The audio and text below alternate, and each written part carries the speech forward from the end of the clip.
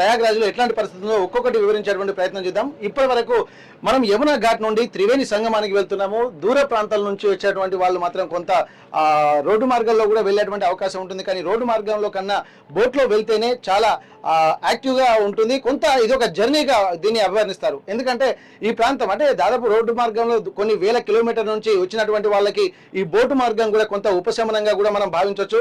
దాదాపు ఈ అనుభూతి కూడా ఒక అద్భుతమైనటువంటి అనుభూతిగా ఇక్కడ ఉన్నటువంటి భక్తులు కూడా కొద్దిగా ఫీల్ అవుతున్నటువంటి పరిస్థితి.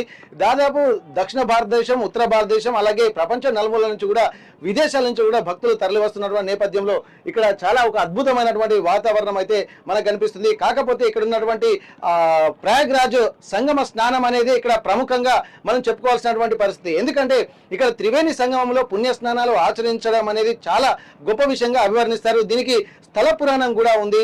దేవదానవుల సమయంలో కూడా కొంత అమృత బిందువులు కూడా ఈ ప్రయాగ్రాజ్ లో ఇక్కడ పడిపోయినట్టుగా తెలుస్తుంది. ఆ అమృత బిందువులు ప్రతిసారి ప్రతి 12 ఏళ్లకోసారి కూడా పుష్కరాలు వస్తాయి. అక్కడే నార్త్ ఇండియాలో అయితే కుంభమేళా అంటారు, దక్షిణ భారతదేశంలో అయితే పుష్కరాలుగా ప్రతి 12 సంవత్సరాలకు ఒకసారి అభివర్ణిస్తారు.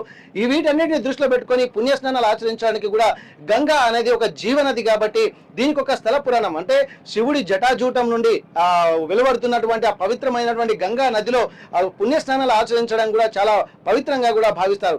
ఈ నేపథ్యంలో ఇక్కడ అమృతం కూడా ఈ ప్రయాగరాజ్లో బిందువులు పడ్డాయి కాబట్టి ఇక్కడ స్నానాలు ఆచరిస్తే పూర్వజన్మ ఫలితం అంటే పుణ్య ఫలితం వస్తుందన్నటువంటి ఒక భావన ఇక్కడ అందరికీ కలుగుతుంది. కాబట్టి ఇక్కడ అనేక కారణాలు కూడా కనిపిస్తున్నాయి. ఒక్కొక్క యుగానికి ఒక్కొక్క కారణం ఇక్కడ చెప్తుంటారు.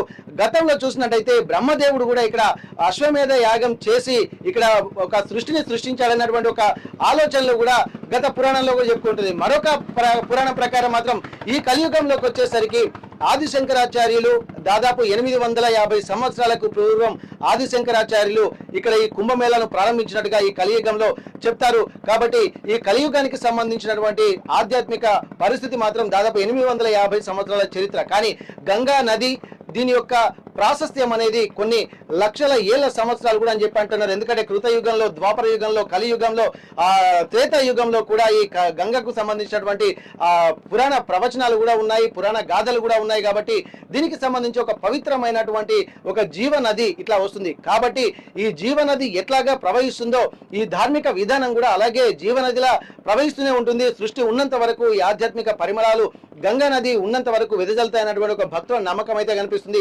దాదాపు మనం చూస్తున్నాం ఎంత ప్లెజెంట్ ఎన్వైరన్మెంట్ అంటే ఇక్కడ చూస్తున్న మొత్తం ప్రయాగ్రాజ్ ఇక్కడి నుండి చూస్తే మొత్తం ప్రయాగ్రాజ్ ఘాట్ యమునా తీరంలో అలాగే గంగా తీరంలో రెండు ప్రాంతాల్లో కూడా మొత్తం ఘాట్లు ఏర్పడ్డాయి. ఇక్కడ భక్తులు మాత్రం ఈ నది పరివాహక ప్రాంతాల నుండి బోట్లలో వెళ్తున్నారు. ఒక్కొక్క ఘాట్లు చాలా ఘాట్లు కూడా ఇక్కడ ఏర్పాటు చేశారు. ప్రతి ఘాటుకు సంబంధించి ప్రత్యేకతలు కూడా సంతరించుకున్నాయి. అంటే దేశం నలుమూలల నుంచి వస్తుంటారు కాబట్టి రైళ్లలో వచ్చేటువంటి వాళ్లకు ఒక వైపు నుండి అలాగే సొంత వెహికల్లలో వచ్చేటువంటి వాళ్లకు మరొక వైపు నుండి అలాగే వాహనాలలో వచ్చేటువంటి వాళ్ళు, బస్సు ఫెసిలిటీస్ ఉన్నటువంటి వాళ్ళు, స్థానికులు ఇలా ఒక్కొక్క ప్రాంతం నుండి వచ్చేటువంటి వాళ్ళకు ఒక్కొక్క ప్రాంతంలో కూడా వీటికి సంబంధించినటువంటి ఏర్పాట్లు చేశారు. అందరి ప్రయాణము కూడా ప్రయాగరాజ్ త్రివేణి సంగమంకే వెళ్తుంది. అక్కడ ఒక మహా సంగమంగా ఇక్కడ దీన్ని అభివర్ణిస్తారు. గంగా, యమున, సరస్వతి నదులు ఎలా ప్రవహిస్తూ ఉంటాయో సరస్వతి అంతర్వాహినిగా ప్రవహిస్తుంటుంది. ఆధ్యాత్మిక పరిమళాలు కూడా ఒక ఆధ్యాత్మికంగానే వెదజల్లుతాయని చెప్పి అంటారు. దీనికి సంబంధించి కూడా అనేక ఆధ్యాత్మిక గాథలు కూడా మనకున్నాయి. ఇక్కడ గంగా, యమున నదులను మాత్రం ఇడ పింగళ నాడిగా అభివర్ణిస్తారు. సరస్వతి నదిని మాత్రం సుషుమ్న నాడిగా అభివర్ణిస్తారు. క్రియాయోగ సాధనలో ఉన్నటువంటి వాళ్లకు ఇది ప్రత్యేకంగా తెలుస్తుంది. కాబట్టి ఇది ఒక అద్భుతమైనటువంటి అనుభూతిగా ఇక్కడ ఉన్నటువంటి భక్తులు అంటే తెలుసుకుంటారు. ఆధ్యాత్మికవేత్తలకు ఇది ఒక మహా సంగ్రామంగా కూడా చెప్పుకోవచ్చు, ఒక మహా సంగమంగా కూడా ఇక్కడ చెప్పుకోవచ్చు. ఒక ఆధ్యాత్మిక స్థితిగతులు చెప్పుకోవడము, ఇక్కడ నాగ సాధువులు అలాగే యోగులు, మునులు, ఋషులు వాళ్ళందరూ ఒక అంటే అంతర్లీనంగా కూడా కొంతమంది బయటికి రారు. చాలా వరకు చెప్పేటువంటి పరిస్థితులు ఏంటంటే యోగులు కూడా చాలా మంది ఇప్పుడు ధ్యానంలో యోగ నిద్రలో ఉన్నటువంటి వాళ్ళు కూడా ఎంతో మంది ఉన్నారు. అట్లాంటి వాళ్ళు సైతం ఇప్పుడు ఆధ్యాత్మిక స్నానం అంటే గంగలో స్నానం చేయడము, త్రివేణి సంగమము స్నానం చేయడము, గంగా నదికి పుష్కరాలు రావడము, అందులో 144 సంవత్సరాలకు ఒకసారి వచ్చేటువంటి ఈ మహా కుంభమేళకు వచ్చి పుణ్యస్నానాలు ఆచరించి తమ మనోవాక్యాలు, మనోవాంఛలు తీర్చుకునే విధంగా ఆ స్వామివారిని అలాగే గంగామాతను మొక్కి పాపాలు కూడా పోతాయన్నటువంటి ఒక నమ్మకం కూడా ఇక్కడ ప్రతీతిగా తెలుస్తుంది. ఏదేమైనప్పటికీ కూడా ఈ గంగా నది పుష్కరాలకు సంబంధించి అలాగే గంగా నది కుంభమేళకు సంబంధించి కూడా ఎంతో గొప్పగా ఎప్పుడు నా భూతో నా భవిష్యత్ అన్నట్టుగా కనిపిస్తుంది. ఇక్కడ ఉన్నటువంటి వాళ్ళు కూడా చెప్తున్నారు, ఇక్కడ స్థానికంగా ఉంటున్నప్పటికీ కూడా మేము ఎప్పుడు కని విని ఎరుగని స్థితిలో ఇక్కడ మేము చూస్తున్నాము. ఇప్పటి వరకు వినడమే కానీ చూసింది లేదు అన్నటువంటి ఒక అనుభూతిని మాత్రం వాళ్ళు పొందుతున్నటువంటి పరిస్థితి చూడొచ్చు. దాదాపు ఎంత ఆనందానుభూతులు పొందుతున్నారు. ఒక్కొక్కరు సెల్ఫీలుగా తీసుకుంటూ ఎంతో అనుభూతి పొందుతున్నటువంటి పరిస్థితి. అందు గురించి ఒక్కొక్కరు ఆధ్యాత్మిక వాతావరణాన్ని కూడా ఆస్వాదిస్తున్నారు. దూర ప్రాంతాల నుండి వస్తూ తమ ప్రయాణాన్ని కూడా ఎంతో మైమర్చిపోతున్నటువంటి ఆ పరిస్థితి మనకు కనిపిస్తుంది. దాదాపు వందల వేల బోట్లు ఇక్కడ ఎక్కడ చూసినా కానీ యమునా నదీ తీరము అలాగే గంగా నదీ తీరంలో కూడా దాదాపు వందల వేల బోట్లు కూడా వస్తున్నాయి. దాదాపు వచ్చేటువంటి సంఖ్య మాత్రం అసలు మనం ఊహకందని విధంగా ఉంటుంది. ఇప్పటి వరకే 30 కోట్ల మందికి పైగా భక్తులు పుణ్యస్నానాలు ఆచరించినట్టుగా ఇక్కడ కొంతమంది నివేదికలు చెప్తున్నాయి. ప్రభుత్వం కూడా ఎప్పటికప్పుడు దీనిపై పర్యవేక్షిస్తుంది. ఇక్కడ ఉన్నటువంటి ఏర్పాట్లను కూడా అన్ని బాగా చూస్తున్నప్పటికీ కూడా కొన్ని ఇబ్బందులు తప్ప, ఎందుకంటే దాదాపు 50 కోట్ల మంది భక్తులు పుణ్యస్నానాలు ఆచరించేటువంటి ఒక మహాక్షేత్రంలోకి ఇంత పెద్ద ఏర్పాట్లు చేయడం అనేది కూడా ఒక చాలా ఛాలెంజింగ్ గా మనం అభివర్ణించవచ్చు. అట్లాంటి వాతావరణంలోకి ఇప్పుడు మనం వెళ్ళబోతున్నాం. ఆధ్యాత్మికంగా ఎంతో ప్రాశస్త్యం, అంటే ప్రపంచంలో ఇంత గొప్ప సమ్మేళనం గాని ఒక ఆధ్యాత్మిక అలాగే సనాతన ధర్మానికి సంబంధించినటువంటి ఒక అతి గొప్ప సమ్మేళనంగా దీన్ని అభివర్ణిస్తున్నటువంటి నేపథ్యంలో చాలా మంది వచ్చినటువంటి వాళ్ళు కూడా ఎంతో ఆధ్యాత్మిక అనుభూతులు పొందుతున్నారు. రానటువంటి వాళ్ళు ఇక్కడ ఉన్నటువంటి గంగా జలాన్ని చల్లుకున్నా పర్వాలేదన్నటువంటి ఒక ఆనందాన్ని కూడా వ్యక్తం చేస్తున్నటువంటి పరిస్థితి. కానీ ఇక్కడ ఉన్నటువంటి పరిస్థితి కనుక చాలా మంది ఏంటంటే ఇది చూస్తే తప్ప అది అర్థం కాదు, మాటలకు అందనిది అనుభూతి చెందితే తప్ప ఇంత గొప్ప ఆ స్థితిని మనం అనుభవించలేమన్నటువంటి వ్యాఖ్యలు చేస్తున్నటువంటి పరిస్థితి. మరోవైపు కొంతమంది యోగులు సాధకులు మాత్రం ఆర్టీవీ తోటి స్పెషల్ గా మాట్లాడారు. వాళ్ళు మాత్రం చెప్తున్నారు ఇది ఇక్కడికి రావడం అంటే మామూలు విషయం కాదు, అది పూర్వజన్మ సుకృతము అంటున్నారు. దాదాపు ఆ కర్మలను బట్టి కూడా ఇక్కడికి వచ్చేటువంటి యోగం ఉంటే తప్ప ఇక్కడికి రారు అన్నటువంటి ఒక సూచనలు కూడా చేస్తున్నటువంటి పరిస్థితి. దీన్ని బట్టి చూస్తూనే తెలుస్తుంది ఇది ముందే అంటే వాళ్ళ భవిష్యత్తు భూత భవిష్యత్తు వర్తమాన కాలాలకు సంబంధించి ఒక సమన్వయ సమ్మేళనంగా కూడా ఇక్కడ ఈ గంగా నది అలాగే పుష్కరాలకు త్రివేణి సంగమంలో స్నానాలకు కూడా మంచి పేరు ప్రఖ్యాతులు కూడా ఉన్నట్టుగా తెలుస్తుంది. ఇక్కడ మనం అశ్వమేధ ఘాట్ దగ్గరికి మరి కాసేపట్లో వెళ్ళబోతున్నాము. అశ్వమేధ ఘాట్ లో స్నానాలు ఆచరించినటువంటి వాళ్లకు కోరిన కోరికలు తీర్చి కొంగు బంగారంగా నిలిచి జీవితంలో అనుకున్నవి సాధిస్తారన్నటువంటి ఒక ఆలోచనలు కూడా ఎంతో మంది రుజువు చేశారని చాలా మంది అనుభవజ్ఞులు కూడా చెప్తున్నటువంటి పరిస్థితి. దీనికి సంబంధించి అనేక స్థల పురాణాలు కూడా చెప్తున్నారు. గతంలో జరిగినటువంటి అనుభవాల్ని కూడా చాలా మంది ఇక్కడ చెప్తున్నటువంటి పరిస్థితి. అలాగే మనము అక్కడ యమునా ఘాట్ నుండి అశ్వమేధ ఘాట్ కు అంటే గంగా నది సంగమ ప్రాంతానికి దగ్గరలోకి వస్తున్న కొద్దీ ఇక్కడ చాలా అద్భుతమైనటువంటి వాతావరణం అయితే మనకు కనిపిస్తుంది. ముఖ్యంగా అశ్వమేధ ఘాట్ అనేది ఈ ప్రయాగరాజ్ లో చాలా అద్భుతమైనటువంటి ఒక ప్రాంతంగా అభివర్ణిస్తారు. చాలా వరకు అక్కడికి వచ్చిన తర్వాత వివిఐపీలు కానీ అక్కడికి వచ్చి అక్కడి నుండి మాత్రమే ఈ నది సంగమ స్నానంలోకి వెళ్తారు. దాదాపు ఇక్కడ మనం దగ్గరికి వస్తున్న కొద్దీ చాలా అద్భుతమైనటువంటి వాతావరణం, చుట్టూ ఇక్కడ కోటలు కూడా కనిపిస్తుంటాయి. ఈ నది అనే పరివాహక ప్రాంతాల్లో కూడా ఎంత అద్భుతమైనటువంటి వాతావరణం అంటే చూడడానికి కూడా 1000 కళ్ళు చాలా ఉన్న విధంగా ఇక్కడ చాలా అద్భుతంగా కనిపిస్తుంది. ఇక్కడ ప్రాంతాలన్నీ కూడా అద్భుతమైనటువంటి వాతావరణం, అంటే ఈ లొకేషన్ చూడాలంటే కూడా ఖచ్చితంగా ఇక్కడికి వచ్చి ఒక అనుభూతి అంటే ఆధ్యాత్మిక అనుభూతితో పాటు ప్రకృతి అనుభూతిని కూడా పొందేటువంటి అవకాశం అయితే కనిపిస్తుంది. ఎంతో మంది ఇప్పుడు మనం చూస్తున్నాం దాదాపు కొన్ని వేల బోట్లు ఎక్కడ చూసినా కానీ వేల బోట్లు ఇక్కడికి వస్తున్నటువంటి పరిస్థితి. ఆ బోట్లన్నీ కూడా ఇక్కడ ఎంత చూసినా కానీ ఆ చూడడానికి ఆ వీణలు విందుగా కనిపిస్తున్నాయి. ఎంత చేసినా తనివి తీరేటువంటి పరిస్థితి అయితే కనిపించట్లేదు.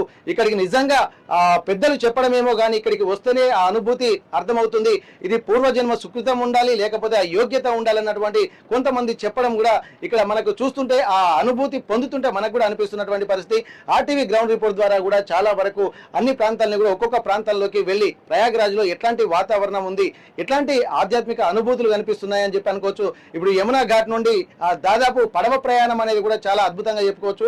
ఎందుకంటే ఇక్కడ అశ్వమేధ ఘాట్ నుంచి చాలా దగ్గరగా ఉంటుంది. కానీ అశ్వమేధ ఘాట్కి ఒకేసారి ఇంత క్రౌడ్ వస్తే మాత్రం ఇక్కడ భరించలేనటువంటి పరిస్థితి ఉంటుంది. కాబట్టి వివిధ ప్రాంతాలకు దారి మళ్లించి అక్కడ అంటే వాళ్ళకి ఆ వెసులుబాటు కల్పించేటువంటి ప్రయత్నం చేశారు. ఇంకా దాదాపు ఇప్పటి వరకు మనం చూసింది ఒకెత్తు అంటే ఒక చిన్న ప్రాంతం ఇదివరదాకా మనం చూసినటువంటి ప్రాంతాలని. కానీ ఇప్పుడు మనం చూసేటువంటి అశ్వమేధ ఘాట్ మాత్రం ఇది అసలైన ఆధ్యాత్మిక అనుభూతి అనేది మనకు స్పష్టంగా అనిపిస్తుంది.